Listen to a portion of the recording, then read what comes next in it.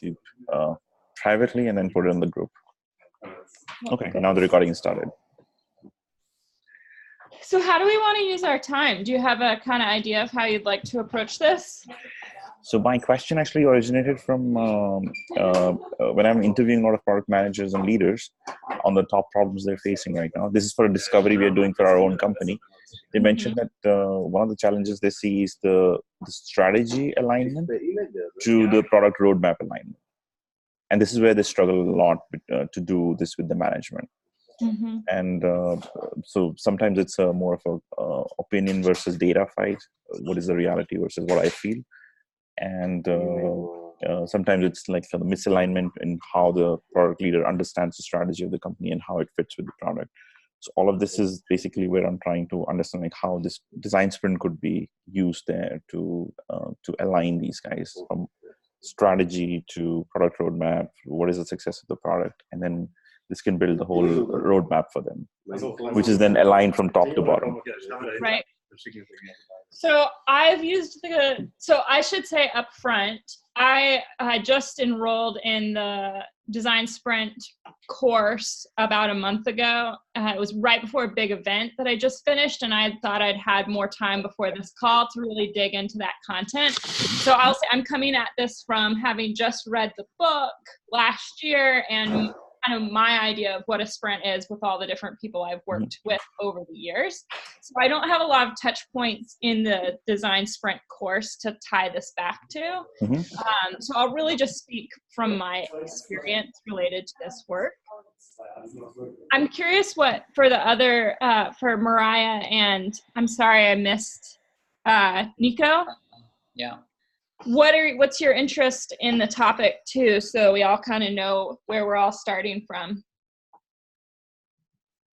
So my interest in the topic is that I'm a project manager, and I went through the course, and then I created and ran a design sprint, and in doing that sort of process, I realized that there was a lot more that I needed to learn around this question that Najib posed around making sure that we have alignment with strategy, with product roadmap, especially making sure that we bring kind of the right level of information to the group, and that the tools, I look at the design sprint as a collection of tools that can be useful to achieve a specific skill set. So I'm very interested in this ways that we can help our clients have alignment.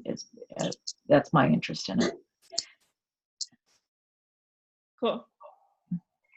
Hi everyone, this is Gaurav. Hey Gaurav. So just to introduce, Gaurav and I are our partners, and we're kind of doing this discovery together. So that's yeah. All right, maybe I continue. I'm, to be honest, very at the beginning of offering Google Design Sprints to corporates. I did the masterclass, and now I'm kind of starting out as freelancing. I'm enrolled in doing product management at a private university in Berlin. And I found that I talked to a lot of different kind of people, from big corporations to startups. And I feel that aligning the strategy of the whole company towards what we will be doing with the design sprint is probably the most important part of running a design sprint. So I would say for me, it's general interest in the topic and how to do that, because for me, I see this one of the most important parts before you even start thinking of running a design sprint. Awesome. So what I'm going to do real quickly is just sort of pull us up high level so we can kind of talk about what we're talking about. So to me, when I look at this work, the idea to me around strategy, you can ask 10 different people what does strategy mean, and you're likely to get 10 different answers. what I've found in doing the work of strategy of saying, where are we going and what do we want to do? Inevitably, the question comes back to who are we and why are we doing this? And regardless of what type of organization you're in, whether it's the largest organization in the world or a startup that only has 1 or 3 people, there's always a question of who owns the answer to that question, who owns the why and the how, which to me is the culture. And the organizations that I've seen do it successfully, like have a really brilliant, amazing culture in their organization, are the ones who find a balance between the leader whose baby this organization started off as and the people who've come along to help fill it out, trying to find the balance between letting the leader really own and run their company and the people who are supporting it having a voice. And so what is that balance between the person at the head of the company and everybody else? And how do you find a balance between those two basically voices at a really simplistic level? And using a design mentality to do that, to bring in a diversity of voices, to me has what I've seen to be the most successful in creating that culture. But then that relies on that leader to be able to have very clear expectations and boundaries to say, yes, that's part of the culture, or no, it isn't, versus saying like, yes, yes, and yes to everything, when in reality, they don't actually feel that way. So inevitably, anytime I've started, and when I first started my business, I offered strategy sprints. That's what I did. And what I found very quickly was that every strategy sprint I did turned into an intervention between basically answering those questions, Najit, that you started out with, like, where is there not alignment and why isn't there alignment? And I think you really narrowed in on a couple of the main reasons that alignment doesn't exist. One, there's not a clear idea of where the organization is going or who the organization is, or some of the people who are in some sort of leadership or project management or product leadership type position don't understand clearly what the vision is and what the strategy is. Yeah, I think that's correct, actually. That's where I see that what you mentioned here, like the management would say a lot of things, okay, let's just do it because that's what books are saying, but they don't really believe in it. But when they actually have to do it, they kind of they kind of shy away from doing this, or like there are excuses or there are things like that. And that's where I see that there is a lot of frustration on the leadership side too, that you tell us that, share your voice and voice out your opinions, but then at the end of the day, what we are executing is what the boss wants or the management wants. But then how do you, and then you said a very interesting thing, that it was an intervention. So how did you really deal with that? I mean, I think that in most of the scenario, that's going to happen when you do such a sprint. But then how do you tackle that? Because you start with probably a proposition of okay, let's just look at your strategy and let's align this around the whole company. But then there is an intervention point which comes during when you're doing this. How do you deal with that? So it depends on the company and the leaders, right? And so this is where the piece comes in of the leaders really have to be bought in. Like, you really have to have buy-in from the leadership team. Otherwise, you won't be able to have a successful intervention. Another word you could use, are any of you familiar with the work of Brené Brown? No. So she's a researcher here out of the States, and her latest book is called Dare to Lead, but it's basically a book about courage and the courage that it takes to be a leader in today's world with all of the fast-paced change and everything that's all the social issues that we're grappling with throughout the world, and all the stuff, right? And so she talks about the skills, the 4 skills of courage. And a huge piece of that is really leaning into vulnerability and leaning into understanding and owning your own emotions and being able to communicate what those are. And so what I've found in every intervention that I've come to, every cross point, every opportunity to, what Brene says is have a rumble. So have a conversation where everybody agrees that we're coming into this with love and an open heart and respect for each other's points of view. And we're going to say the things that may be uncomfortable to say. And we're going to acknowledge the emotion that exists, because we are all fundamentally feeling beings who think versus thinking beings who feel. And if you recognize that we are driven by emotion and hormones, then you're much more likely to be able to have the real conversation of what is at the heart of the needed intervention. Mm-hmm. If you can't get to what's at the heart because people don't want to talk about fears or feelings, then it's just not going to happen. So you have to have the leadership on board to say, we're willing to go there. We're willing to have the tough conversation. We're willing to be vulnerable with our own emotion and create the space for other people to do it. And that's where your ability as a facilitator comes in, to set the space for that and set the container. So that's the first step, is that container building. Like, have you actually created a safe container? Have you, before you jump into those, you have everybody in the room and you're doing some sort of activity, have you had those conversations with the leader and with the leadership team and set the stage for them that you're going to have to go there, you're going to have to get vulnerable, you're going to have to talk about fears and feelings, you're going to have to create the space for other people to do that too. So that's kind of the number one thing you have to do in order to have that intervention. Yeah. In fact, we were reading this book, Najid, if you remember, Radical Candor. So it's quite similar, because the second part of it talks about how a leader needs to change and how he has to guide, his team. And of course, first change himself.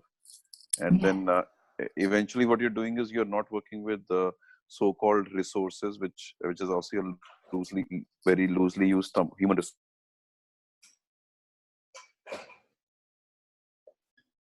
Did I lose you? We lost the sound. Yeah. Lost you. Okay, yeah. So one question on this, like, who are the audience who are kind of hiring you, and what is the problem they're trying to solve with this strategy sprint? Where does it start? Usually the people who are hiring me are the executive leadership team. Mm-hmm. So honestly, I won't take a job that isn't the leadership team has brought me in, because I've tried that a few times and it's unsuccessful, because there won't be the kind of change. So that's where you build that relationship. And if you're internal, so I've done this work as an internal consultant, meaning like a full-time employee who worked for the organization. It's a lot harder, right? Because you have to maneuver around the politics. And if you care about the, security of your job, then there's probably things you aren't willing to say and places you aren't willing to go. And so that becomes more challenging. And so there's some ways around that. You can coach up, you can mentor, you can bring in outside ideas. You can, the most successful way that I've done that in the past is, if it gets to that point, is just bringing in an outside consultant, like, oh, I know someone who would really help. And then you can prep them to say, here's everything that's going on. Here's where we need your help. We need an outside voice to say X, Y, or Z. Right. So that can be really helpful. But ultimately, you have to have the decision makers bought in and at the table and being the person who's hiring you. I think Radical Candor is a really phenomenal book, and great kind of tie-in to say, how are you having those really straightforward and difficult conversations inside your organization, and especially within the confines of a rumble or a sprint or some sort of intervention. So just to carry on your your question, so what exactly is the problem when they call you in? What is the situation there within the company? It's never one. It never looks the same, right? Mm-hmm. Like the symptoms are always something different. Mm-hmm. And so usually what happens, so to give you an example, this is a kind of off the wall example, right? One time I had a large theater company ask me to come in, and they were basically like, what they said is, we feel like we've been stagnant for a long time, and we know we want to move forward, but we feel a little hesitant about what our next steps are and where we want to take our organization. So that was kind of a high level, big picture. And, you know, that interest, that word for me, we feel stagnant, was interesting, right? Like, well, why are you stagnant? You know, and, you know, so usually what I do is I do some research into the organization before I go in, and then I just sit down with the leaders and have a conversation about why, like what's gotten you to this point. And that's where I'll use a design thinking activity like the 5 whys. I'll just basically ask why over and over again until we really get to the heart of what's going on. Usually I know what the intervention is before we start, but I don't actually call it out. So I know where we're going to hit the roadblock before we're actually in the design sprint. But I don't call it out ahead of time because I need them to see it for themselves as they uncover it for themselves. Does that make sense? Yeah, but this intervention point is known after you interview these executives beforehand. Yeah, I usually know what it is. There's only been a couple of times where I was like, I don't know what's going on here, and I need other voices to help me figure it out. So one thing I always do before, when I'm doing this type of design sprint, is I try to build in space. So I won't do a design sprint that's 5 days long when I'm doing org design. I need there to be buffer room of at least a week or a few days in between the sessions, mm-hmm.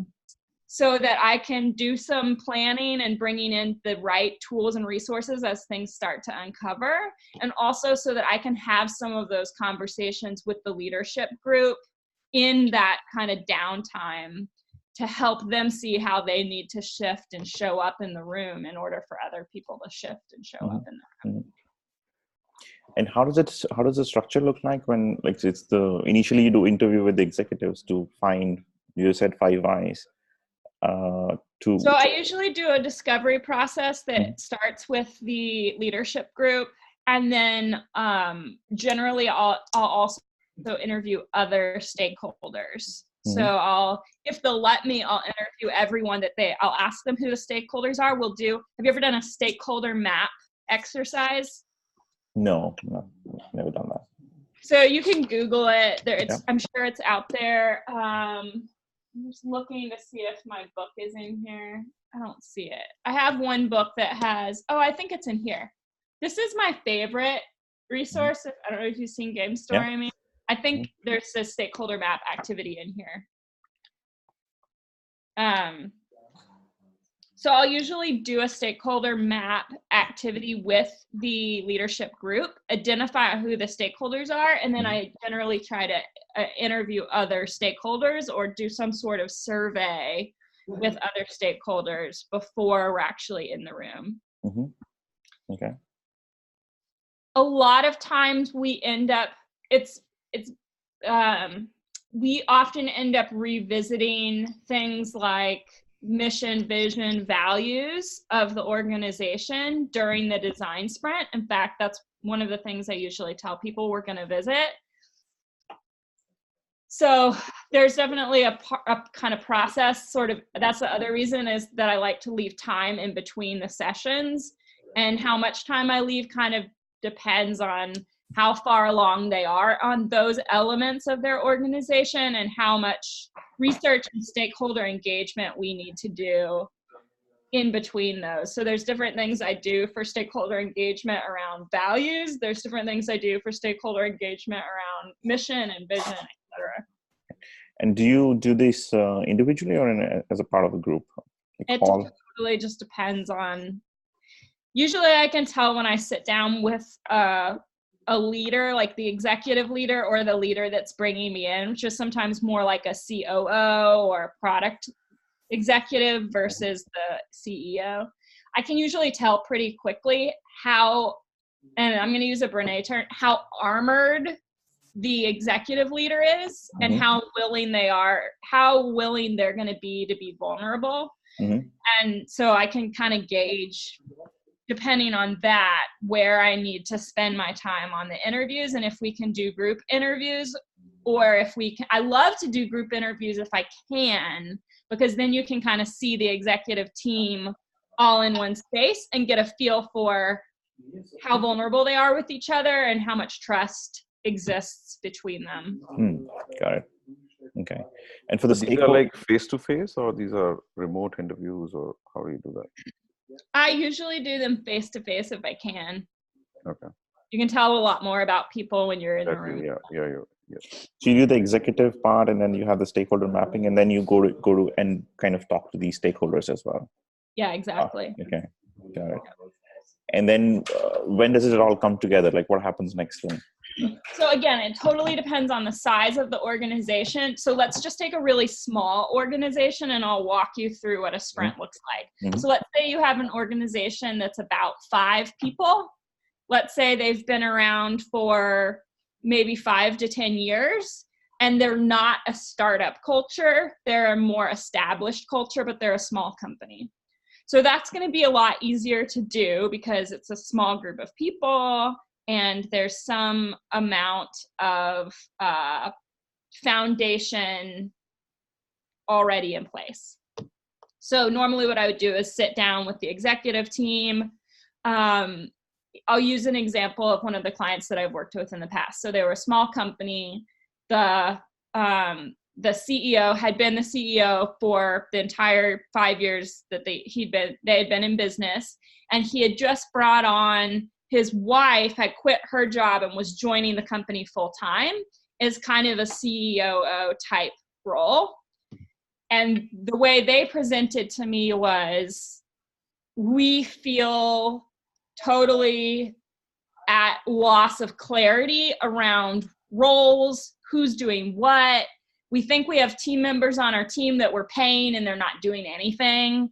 So it was a lot of this idea of kind of their symptomology was a lack of clarity around the roles of the people in the organization and who was doing what, and felt like they were just kind of all over and on top of each other.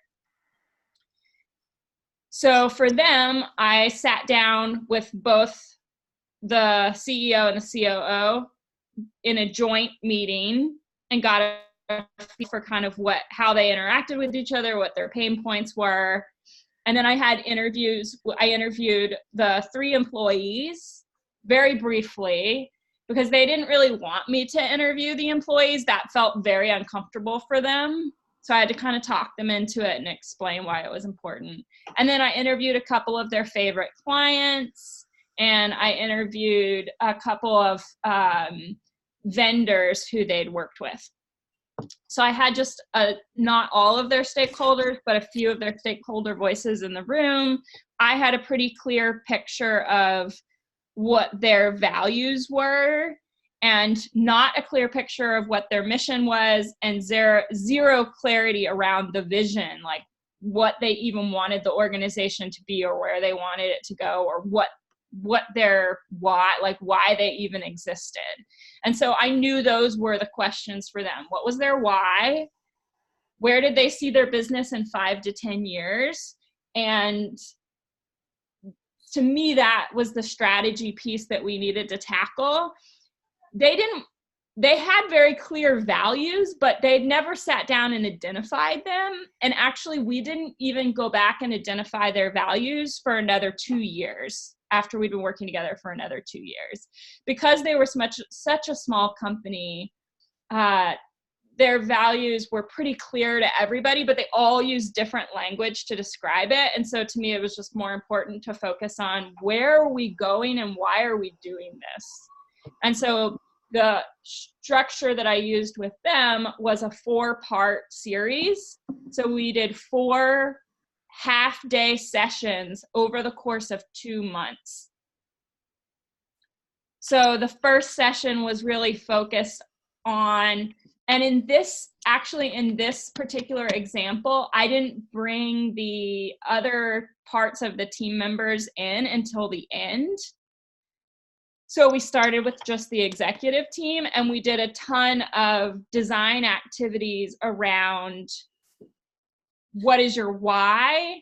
Like, why do you exist as an organization? And what is your vision? Like, where do you see the organization in the next 5 to 10 years? Got it. Mm-hmm. And that was the intervention they needed, because they didn't have a vision. Like there was no clarity around where they were going and what they hoped the organization would turn into. Mm-hmm. So you can't have any other conversations until you know, like, where are we going? Right. Got it. Okay. So we talked about, first we did a bunch of, and I don't even remember all the activities we did, but we did a bunch of activities around visioning and where do you see this organization going and what do you see it becoming and what are the problems that you hope to solve in the world and what is the impact that you hope to have and how much money do you expect to be coming into the business and all of those questions. And then we worked backwards from there to say, okay, so if this is a high overview of your vision, kind of what are you missing? So there's always a piece of what are you missing. So to me, this is where that lack of alignment comes in. So for them, they had a small team, and so their alignment was between themselves. Like where they said they wanted the business to go was pretty clearly to me when they were actually talking about it, not how they wanted to live their lives. Mm. And I think that that's pretty typical in business today, where you'll see a leader, they say, oh, we want to build a business that looks like this or feels like this or does these things. But then when you ask them about their life and what is the life they want to live and what is the impact they want to have, they'll tell you something else over here entirely. And it's been my experience in leadership that if someone's over here doing something they're not passionate about and they're just trying to maybe grow revenue or blah, and they don't really care, they're always going to be trying to do this over here. And so if you can figure out a way to marry those things and create the space for them to do the things they're really passionate about and grow the business, that's where the magic will happen. And that will trickle down to everybody else in the organization. So, for example, these folks were in the financial services industry, but their true passion was in the creative arts and trying to find ways to make financial services more creative, connect more with regular people. So basically, they wanted to teach people how to live financially secure, wealthy lives, but do it in a way that was way more fun and creative. And they were both big theater people. Like I tend to attract creative people. They were both big theater people. And so they actually they had this whole little like side hobby of creating like YouTube videos about finances. And I said, and whenever I talked to them about it, they were like, oh, that's a side hobby. Like, that's a thing that will never make money. It will never bring us anything. Like, that's a side hobby. And so we ended up doing a couple of activities that allowed them to see how they could actually make that a real part of their business and actually invest time, energy, and money into it. And now they have a hugely successful YouTube channel. I think they have like 250,000 subscribers, and they have a partnership with a big American digital company. And so they were able to say like, oh, this thing over here we really want to be doing that we think is a hobby but that we spend a lot of our time on. How do we actually make it a part of the business? Right. And that was for them, that was the intervention. They were going to keep going along being totally distracted and all over the place until they focused in on how do we grow a business that actually does what we want to do with our time and our energy and our life? Got it. Mm-hmm. So that's kind of small scale business. Yeah. I legit use a ton of activities from this book. This is my favorite design sprint book as far as the activities that are in it. And what I will say is I may not be super helpful in that I don't have just one structured set of activities that I do, because it really just depends on what I think the intervention is and what games or activities I think are going to help people uncover where the conflict is, and then have a conversation about the conflict. Okay. So if you're saying, I put it in on my Amazon list. Yeah. So I have ordered the book. I am faster. Okay, cool. Good.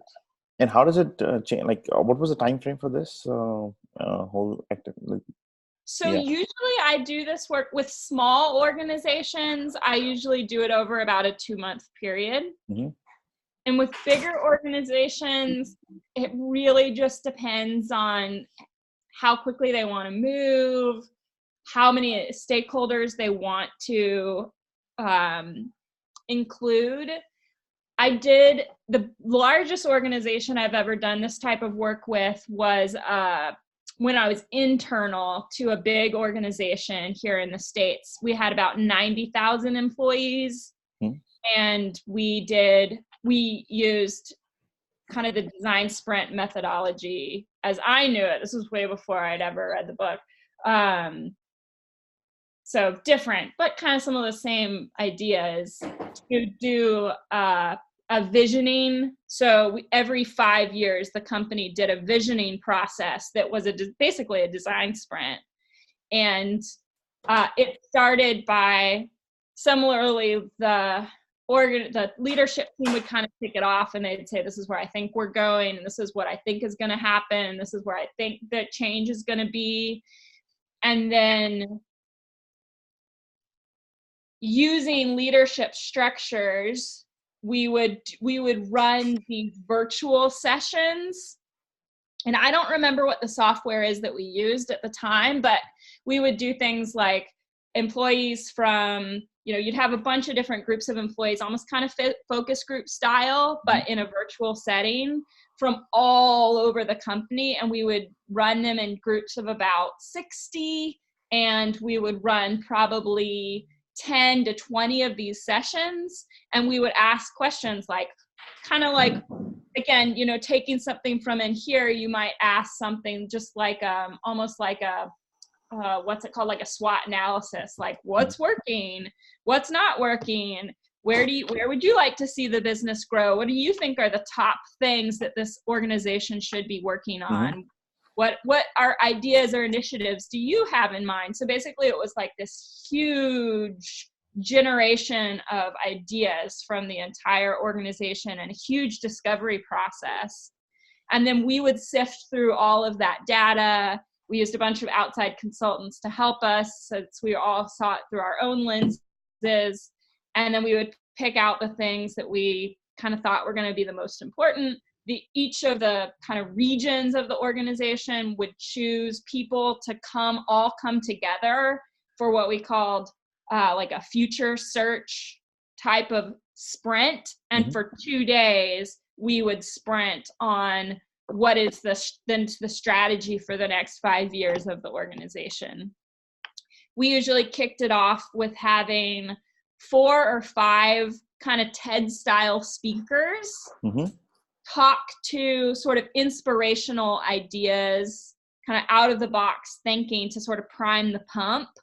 And we chose those topics based on the discovery process we'd done in advance, like what did people surfaced as being the important things.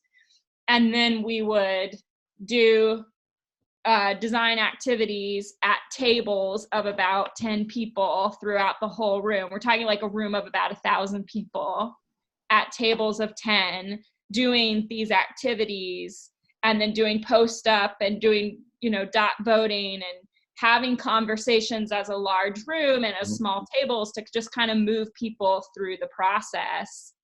And then even there, what we found is the facilitators were doing a ton of behind the scenes work to coach and facilitate the leadership team through the decision-making process.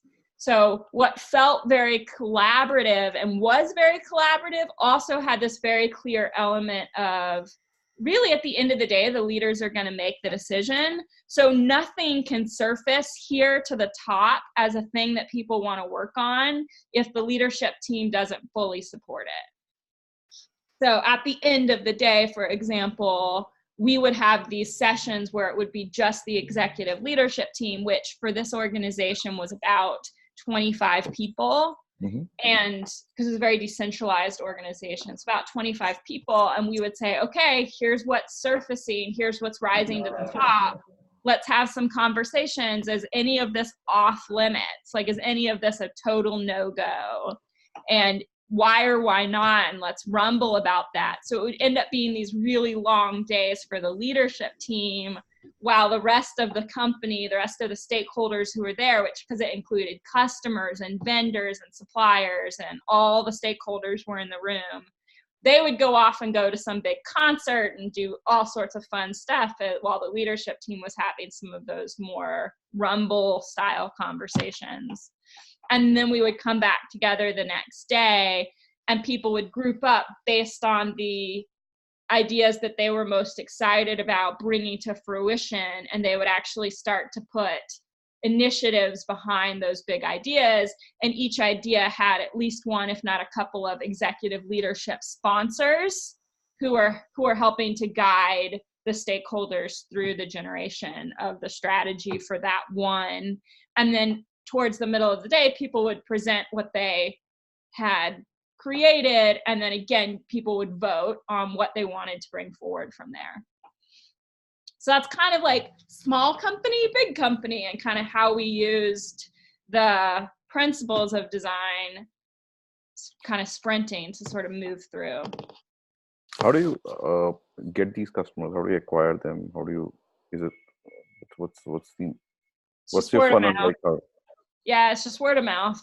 So clients that I've worked with in the past who said, okay, this changed our company, or this helped us immensely, or this was incredible, and they tell someone, and then that person will come and say, hey, can we do it? And then I'll say, I don't know, let's do some discovery and see.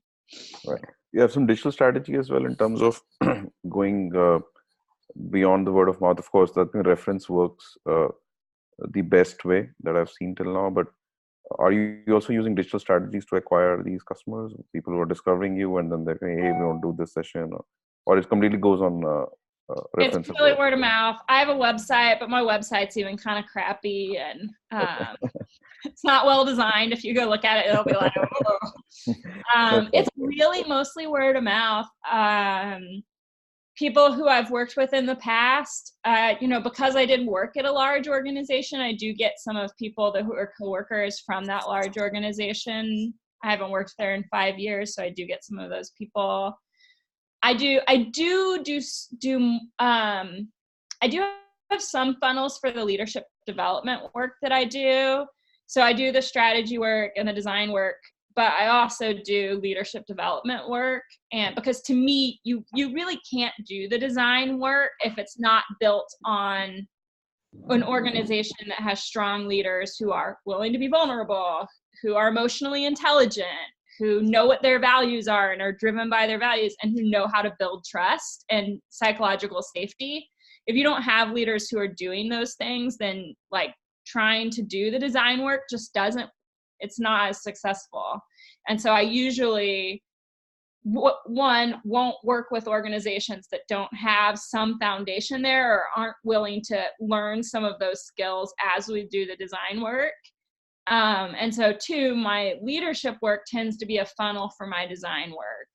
And the leadership work, I do have some small funnels where I do like I'm listed on a couple of websites as being a leadership facilitator. And so people find me that way.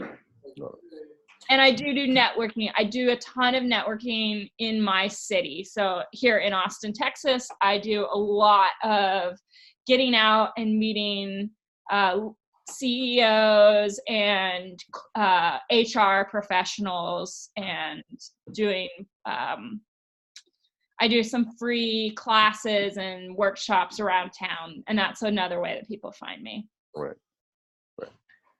Good. But digital, I don't have any, no digital really. Do you package this somehow, or do you just go with the discovery phase first and then see how much of the work you would have to put in? Or do you have some kind of a standard package you offer them? I used to have a standard package, and then I found that a lot of times I was doing more work than I was billing for. And so I've stopped offering a standard package. Mm-hmm. And I do the discovery work. I charge for the discovery work. Depending on how large the organization is, sometimes I bring in other people to do discovery work with me. And so it really just depends on those first couple of conversations with the leader to get an idea of how much work it's going to be. Right.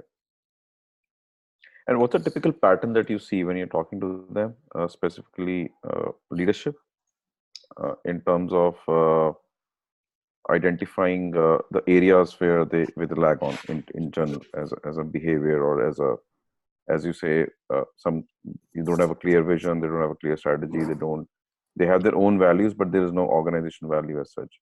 So what are those common patterns where you see that there is a gap in terms of, different things that they should be looking at to grow the business?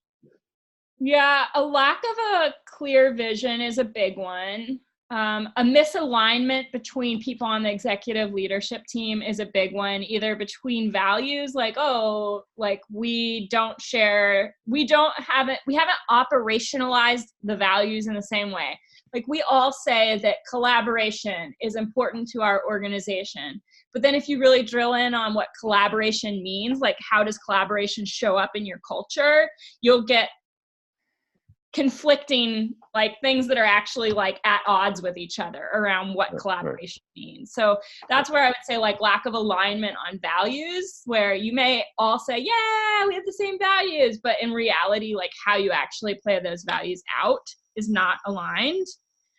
That's one place I've seen that happen, especially in today's world where there's so many big social problems to solve. And, I can mostly just speak to being here in the States, but we've got some really big problems we need to solve. And so when you ask an organization, what are our values, you get ideological responses, and that actually drives people's ideas of what the organization should be doing to have impact beyond just growing their, revenue. People want to be working somewhere where there's impact, but what that impact should be and the effect they're going to have on their stakeholders, you get wildly different ideas about how that should play out.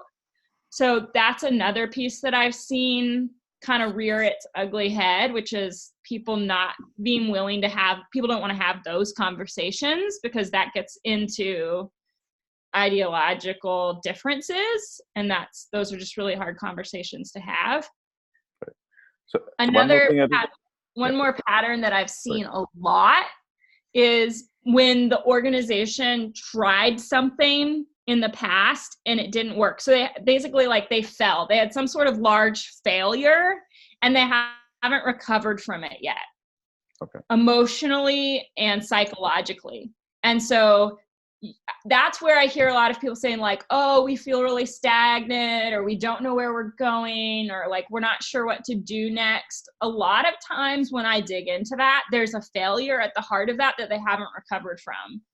Okay. So for example, the theater company that I shared, the smaller theater company that I shared at the beginning, they had spent 2 years putting all of their time, basically all their eggs into one basket around building this new big beautiful theater in a smaller city outside of Austin, and it had fallen through due to nothing that they had been able to have control over, but things that had happened in the city. And they were exhausted. They were all exhausted and overwhelmed. It had been 2 years since that had happened, and they'd never dealt with the emotional toll of that failure on their organization. Yeah. No, I can correlate it with a couple of things that in fact we have done in past. Yeah. Where your EQ gets very high, and you practically know that you are making mistakes, but you don't want to move out of it. You just kind of get so emotional about it that you want to continue doing it. That's a very typical problem with stuck and how to setback. declutter and how to leave things is more difficult than having more things with you. So yeah, exactly. There's a loss. Like it's almost like you don't want to let go of that exactly, because you put so much of yourself into it that to let go of it, it like feels like you actually have to move through some sort of grieving process. Exactly. You have to kind of like something has to die inside of you in order for you to move on. Right. And so something that so for that theater company, I legitimately gave them homework to like go have a bonfire on the site of where their theater was going to be built, and to like write down all the things that they still felt gross about and unhappy about and frustrated about, and to write them on pieces of paper and burn them in the fire, and then to eat like 3 gallons of ice cream. I was like, that's your thing, like go do that. And we had a lot of conversation around why that was the homework, like that idea that like we have to move through challenges and we have to let go of things in order to move on. And so like I was like, we can sit here in this room and have, we've already burned through 2 sessions just talking about this thing that didn't work, but none of you are willing to let go of it. And until you let go of it, I can't help you move on. And so your homework is to go do that. And when you've done that and you feel like you're ready, then call me and we'll have the next 2 sessions. Right. No, you don't know, like small things. Like today, it's something happened with me where, so in the office, our projector got lost and we got to know that it's stolen. Now, it's a very small thing, as in if you see the value of the projector, it's not very high compared to the business that you're doing. But it kind of pissed me off, and it took me 2-3 hours to recover from that. How can somebody do this shit and steal this, right? This is not your done. Project? Yeah, the projector. So the projector that you have. Like they're like, oh, we're gonna work on this now. From you? No, I also heard another one where their laptops are getting stolen. One of my customers from the office. I got so pissed off that. No, actually, I used to ring a bell and they will open the door. I'll take the lift to go to the floor. Now the reception guy has an extra work to come down, fetch you, and then make sure that there is no unknown person getting into the office. Exactly. Wow. It's crazy. Yeah. So the research shows that our employees in today's world spend about 2.5 hours enmeshed in emotional drama. Okay. Every day. Right. Wow. Oh. Another 2 hours on WhatsApp. Maybe I can throw in a few questions. Sure. I was mostly silent and taking notes and writing down questions as well. Grateful that you were already asking quite some questions which were popping up in my head as well. So what I understood, the executive team of a company, no matter if it's like a big corporate or a smaller startup, is approaching you with like a very broad challenge or problem. Then you go into those companies, start with a discovery understanding phase where you interview the stakeholders in the companies, trying to understand the vision, their mission, their values, and where they're heading in the next 5 to 10 years. And then you try to find a problem which is worth sprinting on, and then you run a usual design sprint, right? No, I wouldn't really say that. So I would say that like what brought us all together today was this question of how do you use it for org design and strategy alignment. And so what I'm talking about doing is really like much more like using the idea of a design sprint and of kind of design thinking style games and activities to identify alignment around mission, vision, values, and strategy. Like what the organization is like. To me, strategy is like, what are you actually, if you already know your mission, vision, and values, then what are you actually doing? Like, what are the products you're creating? what are the initiatives that you have for the year, you know, like what are the things that you need to do as an organization to move your organization forward in a way that aligns to your mission, vision, and values.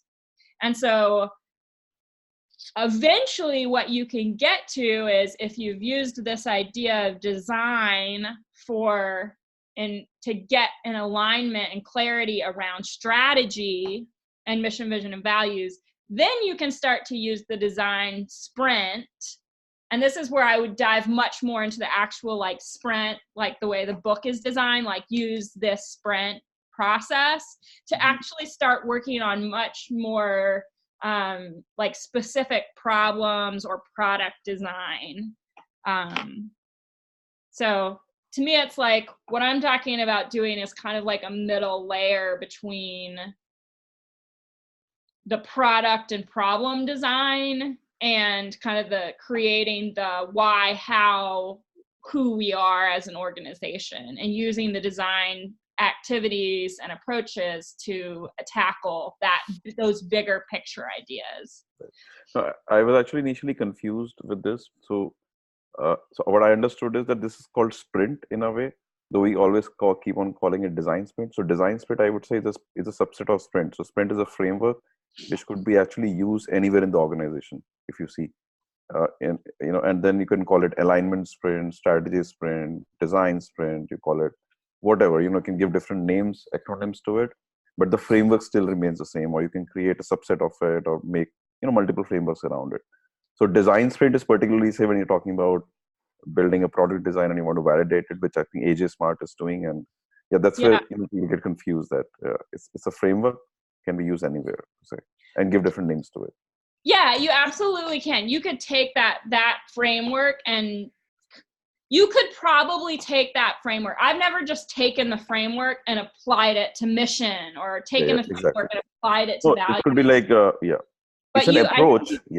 Yeah, you could. You might, it just would depend on what activities that you're doing. Right. And you might swap out activities. Right.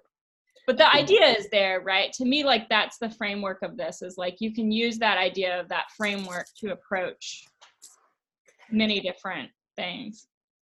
So when you typically do after the understanding phase? Huh? What do you typically do after the understanding phase? Like, you've identified the problems and what's going on in this organization, and where do you move forward? So that's when I start bringing people into the room together, and we actually say, like, okay, that's where I would start engaging kind of like that sprint idea of like, let's all get in the room together and let's start working through some activities. The 4-hour sprint workshop that I think they put out, like, you could just take people through that for any of those one things. You would say, like, let's use this framework and let's talk about vision for the organization. Let's use this framework and let's talk about what is the mission of the organization. The thing that might be different is, like, who are the stakeholders that you have in the room versus the stakeholders they call out as being like the important kind of like 7 people in the room. You might have a different 7. You might have different stakeholders. Yeah. You mentioned also that after a few sessions, you already know what the main problem is in this organization. But you don't call it out. You make them understand the problem or uncover the problem on their own. How do you do it? So usually it just comes up, right? Like, if you're a good facilitator, you can kind of point out to the things. So let me see if I can pull up the 4-hour framework, and I have to go in about 15 minutes. Just looking to see if I can pull up the 4-hour framework so I can show you kind of how I would move through that to get at, and maybe I should have done this in the beginning. That probably would have been more helpful. But I have it somewhere on my computer. I don't know. Maybe this is another. I don't have it like, I don't know quite where it is on my computer, so I can't pull it up quickly. So this might be like a topic for another day to say like, here's how I would take the design sprint framework and then like move an organization through it to get at what is their, what is the problem that I think that they're trying to solve or what is the intervention. But what I found is that usually if you put the right people together in a room, it will come, and then you create the space for them to talk about it, it will come out. You know, even if you just do that activity of like, I forget what they call it, but like, what are the challenges? Like, what are the biggest problems that we want to tackle? Like that one activity can surface what it is that they want to, what it is that is at the heart of their challenge. And then what you're looking for is maybe what's even underneath that. What's the emotional thing? What is the failure, the emotional thing, the thing that someone's not talking about that underscores all of the things they put up on the board? I don't know if that makes sense. That's where it gets like, that's just something I've always been able to do, and may not be able to articulate how it's like a natural gift, right? Like I'm really good at saying like, oh, you said that and you said that and you said that, and it sounds like there's a pattern there that might all be stemming from something below it. Let's talk about what's below it. What are the fears and feelings? I think it's important what I understand is like how you make people emotional. Once they get emotional, things start bursting out, you know, by itself. They start talking about their failures, they start talking about their success. And that's where the real person comes out. Yeah. And I think that's where you kind of introspect and talk to them and get them in that zone, which is very difficult because when you're starting discussions, we're talking to people, they're analyzing, and when they're in the analytical mode, they usually don't get into the emotional mode. So these are like, you know, they kind of shut down, and that's where you have to move them into this zone, to the emotional zone, and then they start opening up by themselves. Yeah, that's very perceptive. That's exactly it. Like you have to be able to create the space for them to share the emotion with each other in a safe space. Right. So just quickly, what is your typical output of like when do you exit? So what are you? It just depends on the organization and what they're trying to accomplish with that sprint. So, you know, if I went in and did like a 4-hour intervention sprint that someone's like, come to a strategy sprint with us, and I did it like a 4-hour kind of teaser, they're probably going to come away with like, what is one big place in our organization where we're out of alignment that we need to tackle? And what's the output? Like you give something like, for example, you do this strategy sprint.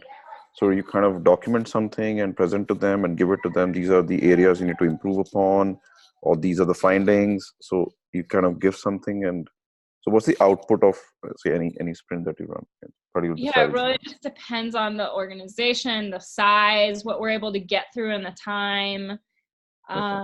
The goal is always, when I'm doing like a strategy sprint, the goal is always to use kind of the framework to get through and have at the end, have them have like 3 core goals for the next 1 to 3 years that they're going to be executing on. And so for different organizations, that might be really high level, or it might be really specific with some actual key action items for how they're going to work towards those goals.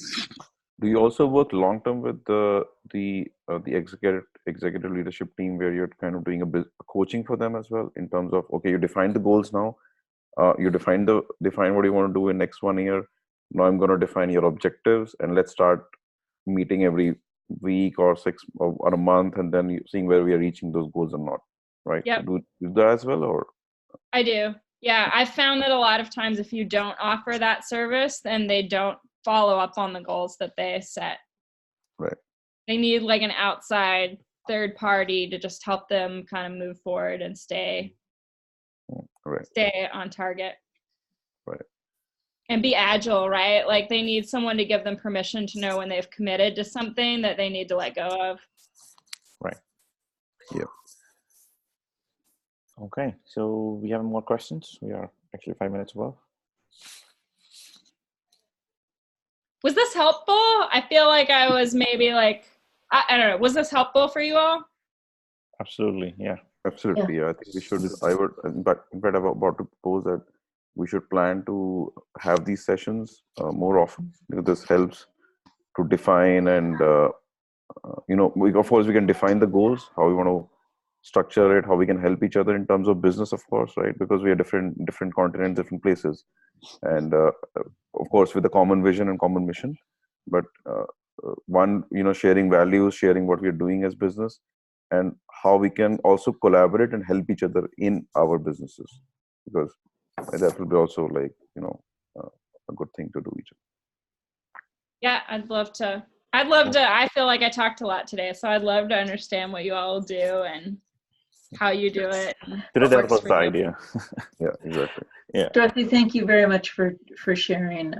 It's very helpful to hear your process, just because I'm fairly, in some ways, I'm new to applying this, and hearing some of your experiences is very valuable. So thank you for sharing. And I know I didn't say much, but very much enjoyed being able to listen in. So thank you. Oh, my pleasure. Good. Thanks a lot. It was very insightful for me as well. I mean, I totally get what you're saying.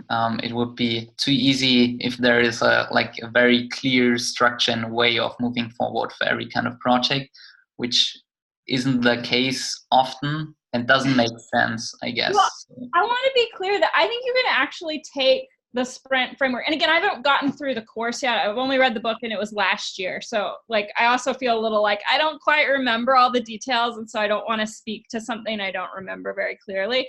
It'd be fun after I make it through all the way through the course to sit down and say, let's take this exact framework and talk about how it aligns to what I've done and how you would just maybe tweak it a little. But what I would say is, from my experience, you can take any framework like this one and say, let's apply it to mission or vision or values or strategy. And really what you're doing though as the facilitator is where the magic happens. Like your ability to pick up on the patterns and help people see them and know kind of when to pivot and when to help surface things. That's where the magic happens, because with strategy, there's so much emotion involved that you have to be able to create that space to allow the emotion to come up. Right. Yeah. All right. Well, it was lovely meeting you all, and let's keep in touch. Thanks a ton for your very information. much. Yeah. And thanks for recommending this book. So I hope I'll have a good reading now, another one in the backlog. Yeah, so the two books that I think I mentioned are Game Storming, which is really good, and then also Dare to Lead. That's the other one. If you're interested in the emotional part of all of this, I'd go there. Perfect. And Grava, if you're interested in having, I want to say, sort of like a little book club where we say, okay, 3 weeks from now, we're going to just share our favorite 3 exercises just to hold each other accountable a little bit for using this resource that Dorothy's mentioned. I'd definitely be open for that. Feel free to ping me if any of you guys are interested in that. Sure. Let's throw an idea there. That's a good idea, actually. Accountability. All right. Well, Dorothy took the time to give us these, share these resources with us. So now it's our turn to dig into those. Perfect. All right. Thank you, Dorothy. Cool. Good. Thanks. Okay. Thanks, everyone. Have a Good day. Ciao. Bye. All right. Bye. Bye.